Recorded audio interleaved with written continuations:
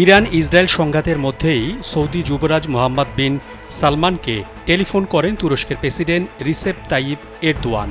এ সময় তিনি বলেন, ইরানের উপর হামলাই প্রমাণ করছে বেনিয়ামিন নেতানিয়াহুর অধীনে ইসরায়েলের মধ্যপ্রাচ্যের আঞ্চলিক স্থিতিশীলতার জন্য সবচেয়ে বড় হুমকি। এ কারণে ইসরায়েলকে অবশ্যই থামতে হবে এবং পারমাণবিক বিরোধ কেবল আলোচনার মাধ্যমেই সমাধানের পথ বের করতে হবে।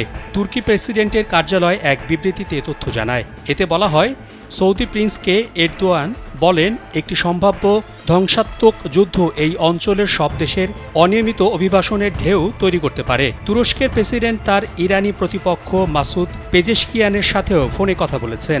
এ সময় তিনি বলেন, ইসরায়েলি প্রধানমন্ত্রী বেনিয়ামিন নেতানিয়াহু ইরানের ওপর হামলা চালিয়ে এই অঞ্চলে আগুন লাগানোর এবং পারমাণবিক আলোচনাকে নষ্ট করার চেষ্টা করছেন।